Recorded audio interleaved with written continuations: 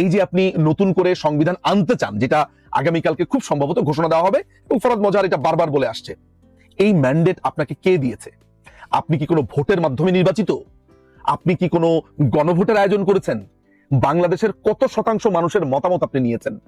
জেলা, উপজেলা, ইউনিয়ন, গ্রাম, মহকুমা, কোন পর্যায়ে গিয়ে আপনি পাবলিকের মতামত নিয়েছেন যে আমরা সংবিধান ৭২-এর সংবিধানকে বাদ করে দিব, আমাদের নতুন সংবিধান আনবো?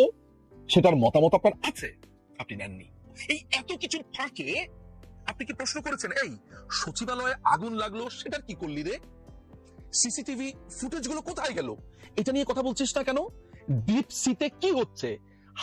পিটার হাস এখানে কেন এসেছে? সেন্ট মার্টিন বন্ধ করলি কেন? দ্রব্যমূল্যের কি হলো? দিল্লি না ঢাকা করলি, তাহলে ভারত থেকে তুই চাল আনছিস, মেট্রো রেলের কার্ড বানাচ্ছিস, তাহলে আমাদেরকে ভুজুং ভাজুং দিচ্ছিস কেন রে?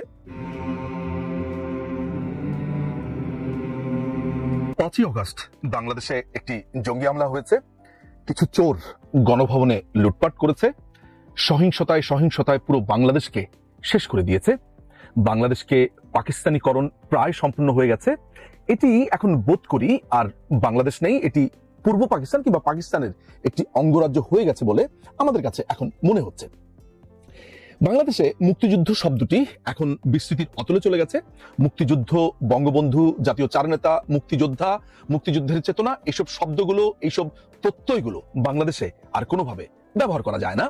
এই দেশ দখল হয়ে গেছে, ইউনুসের অধীনে চলে গেছে, ইউনুসের এনজিওর অধীনে চলে গেছে। এই দখলের ৫ মাস পার হয়ে যাবার পর হঠাৎ করে এই চোর বা এই জঙ্গিগুলোর ধুম করে মনে পড়লো যে আরে আমরা তো ৫ মাস আগে একটি কথা বলিনি, এখন বলবো।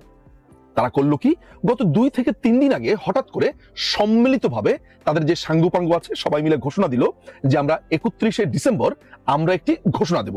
খুব কায়দা করে সেটির নাম দিয়েছে প্রোক্লেমেশন অফ জুলাই রেভলিউশন।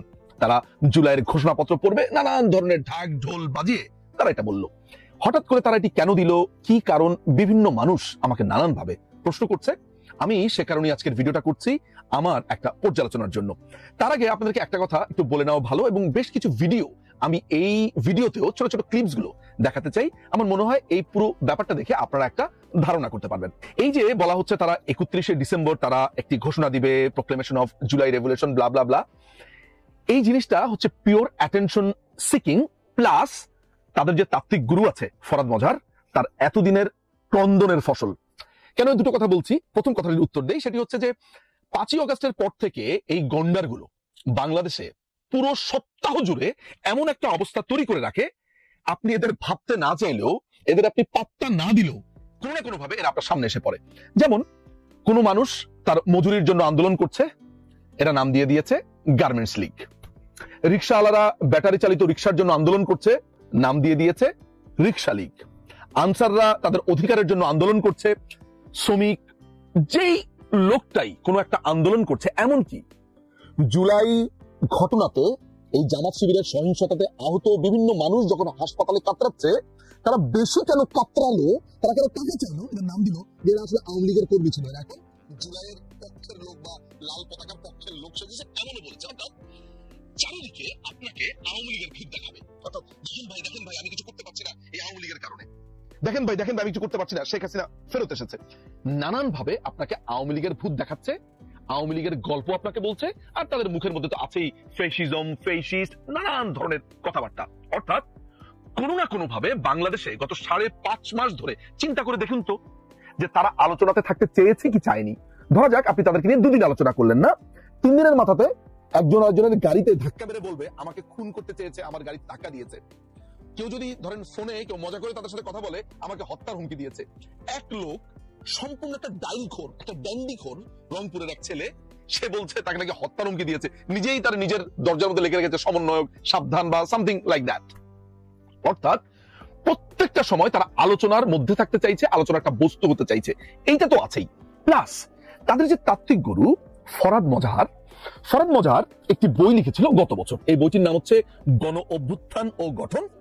এই বইটি ভেরি ইন্টারেস্টিং, যদিও তার বইয়ের প্রচার হয়ে যাচ্ছে, কিন্তু আলোচনা দরকার এই বইটা নিয়ে। এই বইটা গত বছর যখন লেখা হলো বা প্রকাশিত হলো, আমি সাথে সাথেই উইদিন 2 or 3 days আমি বইটা কিনি, এবং গত বছর এই বইটা যখন আমি কিছু অংশ পড়ছিলাম উল্টে পাল্টে, আমার কাছে তখন অবাক লাগলো যে বাংলাদেশে থাকা অবস্থাতে বাংলাদেশের সংবিধানকে ফ্যাসিবাদী সংবিধান বলছে, মুক্তিযুদ্ধকে অপমান করছে, বাংলাদেশের সংবিধানকে বাদ দিয়ে দিতে হবে, অনেক কথাবার্তা কিন্তু বলছে এই বইয়ের ভেতরে।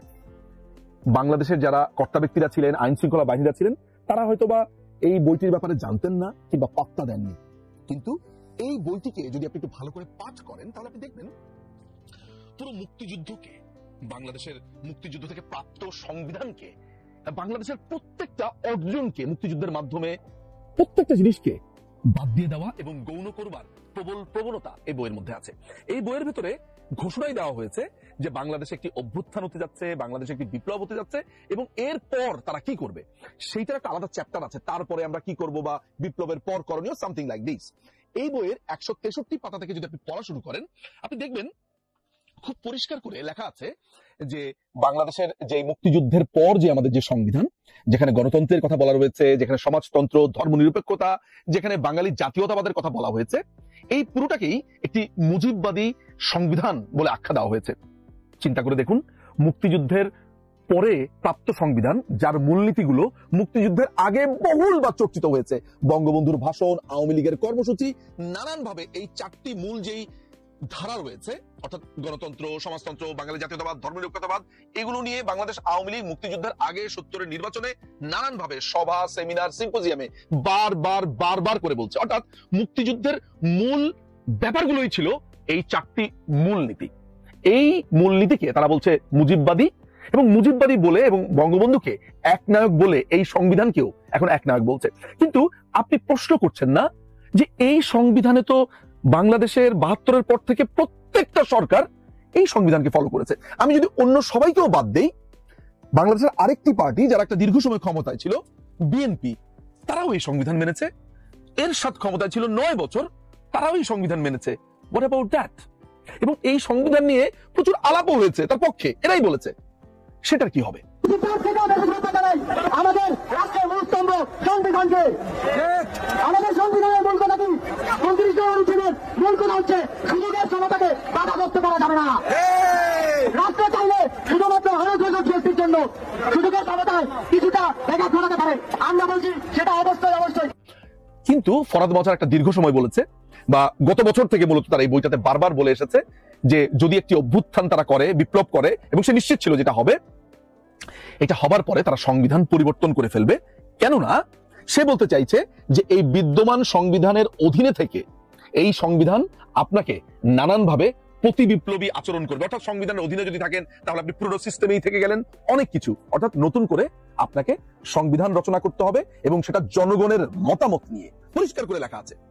এখন প্রশ্ন হচ্ছে, এই যে আপনি ক্ষমতা দখল করলেন, এই যে আপনি নতুন করে সংবিধান আনতে চান, যেটা আগামীকালকে খুব সম্ভবত ঘোষণা দেওয়া হবে, এবং ফরাদ মজার এটা বারবার বলে আসছে, এই ম্যান্ডেট আপনাকে কে দিয়েছে? আপনি কি কোনো ভোটের মাধ্যমে নির্বাচিত? আপনি কি কোনো গণভোটের আয়োজন করেছেন? বাংলাদেশের কত শতাংশ মানুষের মতামত আপনি নিয়েছেন? জেলা, উপজেলা, ইউনিয়ন, গ্রাম, মহকুমা, কোন পর্যায়ে গিয়ে আপনি পাবলিকের মতামত নিয়েছেন যে আমরা সংবিধান 72-এর সংবিধানকে বাদ করে দিব, আমাদের নতুন সংবিধান আনবো? সেটার মতামত আপনার আছে? আপনি নেননি। আপনি গণতন্ত্রের কথা বলছেন, আপনি জনগণকে সম্পৃক্ত করবার কথা বলছেন, বইয়ের পরতে পরতে বারবার বলছেন যে আমাদেরকে সংস্কার প্রয়োজন, সংস্কার প্রয়োজন। কিসের সংস্কার প্রয়োজন? কোনো মতামত ছাড়া, কোনো ভোট ছাড়া, নির্বাচন ছাড়া আপনি নতুন করে নিজের মনের মতো সংবিধান লিখে সেইটা চাপিয়ে দিয়ে আপনি নির্বাচন করবেন। অর্থাৎ আপনি একনায়কতান্ত্রিক আচরণ করে একটি গঠনতন্ত্র বানিয়ে মানুষকে আবার গণতান্ত্রিক হওয়ার সবক দিচ্ছেন। এটাই হচ্ছে ইউনূসের বাহিনী, এটাই ফরাদ মজারের বাহিনী। মজার ব্যাপার হচ্ছে তারা বারবার বলছে এটি একটি ফ্যাসিবাদী সংবিধান, ফ্যাসিবাদী সংবিধান। আপনি যদি এই বইটা পড়েন, হাস্যকর ভাবে আপনি দেখতে পাবেন সেখানে রাশিয়ান বিপ্লবের পর লেনিন ওয়ান পার্টি গঠন করেছিল। অর্থাৎ সেখানে কমিউনিস্ট পার্টি ছাড়া আর কোনো পার্টি ছিল না, একটা মাত্র পার্টি। সেই পার্টির কথাই সবাইকে শুনতে হবে, বলশেভিক, তাদের কথা শুনতে হবে, তাদের কথা জানতে হবে, এবং এভরিথিং। সেখানে কৃষি বিপ্লবের কথা হচ্ছে, যে কৃষকদের কথা শোনার কথা বলা হচ্ছে, সবই করেছে এক নায়ক ভাবে। সেই ফ্যাসিজমের উদাহরণ দিয়ে আপনার এই পুরো বই ভরিয়ে ফেলেছে। মাও জেদুং এর কথা বলছে, আরেক চরম ফ্যাসিস্ট একটা লোক। সেই মাও জেদুং, সেই লেনিন, তাদের উদাহরণ দিয়ে আসছে। আবার কথায় কথায় ফুকো ঝাড়ছে, কথায় কথায় আপনার নানান দার্শনিকদের কথা বলছে। প্রত্যেকেই পাশ্চাত্যের দার্শনিক, 100 বছর, 200 বছর, 60 বছর, 70 বছর আগের দার্শনিকদের কথা। কথায় কথায় তার উদাহরণ দিচ্ছে। এই যে বললাম লেনিনের উদাহরণ, যে নিজেই ছিল একটা একনায়ক। আপনাকে এক নায়কের উদাহরণ দিয়ে বই লিখছে, সেই থিওরি আবার মানতে বলছে, সেই থিওরি আবার বাংলাদেশে পালন করতে বলছে, আবার নিজেরাই সংবিধান বানিয়ে আবার বলছে যে আমরা আবার জনগণের মতামত নিব, কিন্তু তা হচ্ছে না। এই হচ্ছে এদের পুরো চিন্তাধারা। এখন এই 31 তারিখে তারা যেটা করতে যাচ্ছে, অর্থাৎ সংবিধানকে রদ করা, সংবিধানকে বাতিল করা, কেন? কারণ